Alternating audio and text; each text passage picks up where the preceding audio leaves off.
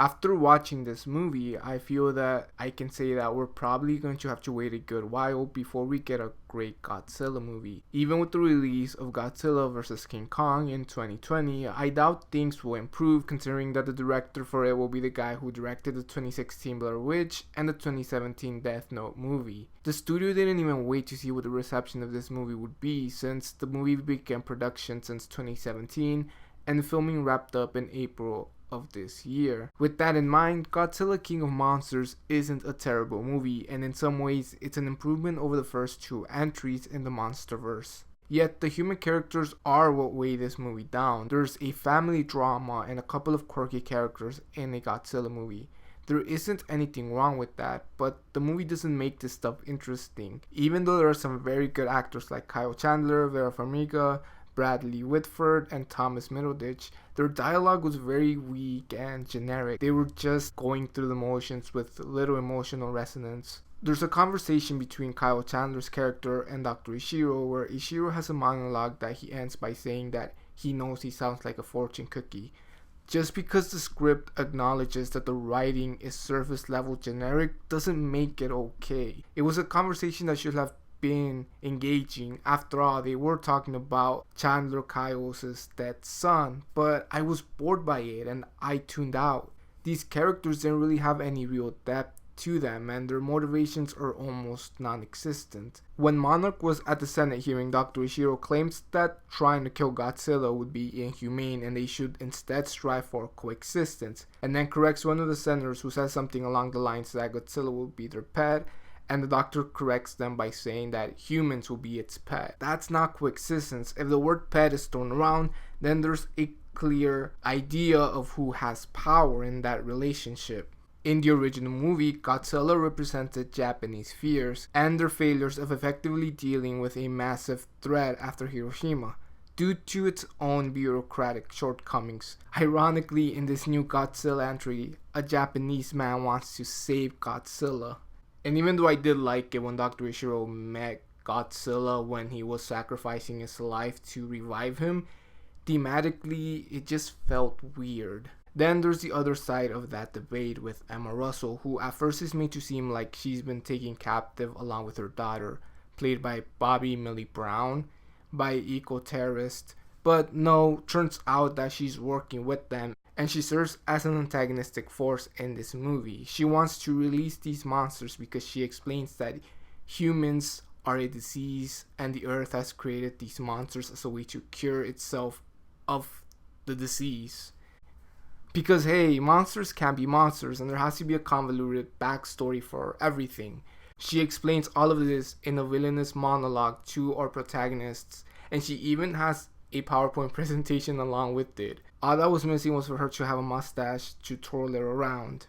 She might as well just line up a large group of people and shoot them all. In her mind, people would drive humanity to extinction within her lifetime. But by her logic, having the monsters around would allow for a selective chunk of humanity to survive. But that doesn't make any sense because these monsters can't be reasoned with. They tried contacting Monster Zero and that fell on their faces because he ended up waking up all the other monsters and they wreaked havoc, doing more damage in a couple of days than humans have done. I think the part of the message of Emma Russell's character is that humans can be monsters as much as the kaijus are, but it just doesn't land well. And then her whole demeanor changes when her daughter calls her out on it, which is probably something that she should have thought about when deciding to betray the human race. Her motivations aren't fleshed out either. None of the humans' motivations are fleshed out. I guess it just doesn't matter. Doesn't matter at the end. At the end of the movie, when Godzilla becomes the king of monsters and he's exerting his dominance over the monsters, it just cuts to Bobby Millie Brown smiling at them. And then in the end credits, they show these news reports and articles of humans and the monsters coexisting. Apparently having these monsters come back was beneficial to the environment, and that all of these previously extinct species were coming back, and that they were using the excrement from the monsters to create a new source of fuel. I guess the message from this movie is that humans and monsters can be friends until the monsters freak out. It's weird, man. It's weird. If the people in charge of this movie, or well, this movie universe, had been smart about this, they could have approached humanity's role in these kaiju movies differently. Instead of just having them react or coming up with some convoluted way of how they're able to figure out the monsters' movements, they could have given the humans a fighting chance against the monsters.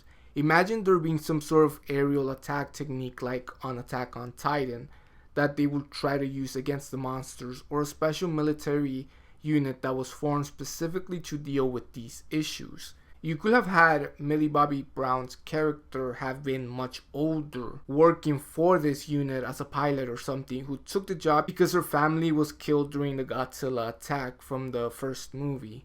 Even though the monster scenes were my favorite scenes, I still had problems with certain things. For one, it's always dark and rainy when the monsters are fighting. Don't get me wrong, some of it looked very cool, but sometimes it was a bit hard to capture the scope of their fights because it was dark. I know that they did this to hide potential problems with the CGI, but I think people will have forgiven the movie if it took some risk with its CGI and special effects, especially because it's a kaiju movie. Or at the very least have made the monsters look visually appealing. It's no accident that people really like Mothra's design. Its wings and eyes are pretty cool, and its colors do a nice job contrasting with the background. But the rest of its body, like all the other monsters' designs, is just meh. This movie wasn't bad, but it wasn't good either. The action scenes will keep you entertained, but it was just going through the motions. It's a trend that has been going on for a while, and one that I feel will continue with summer movies in 2019. Of course, it's not every movie. It's just that the majority of them seem to adopt this formula or going through the checklist for apparent success.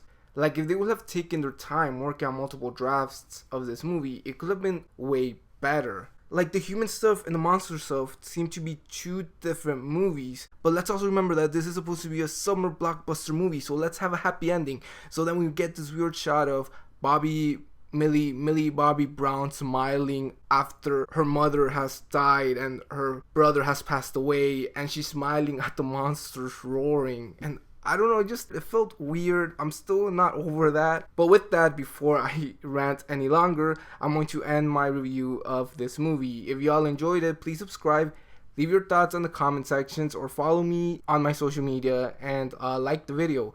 If you didn't like it, you can dislike it. I'll see you all next time.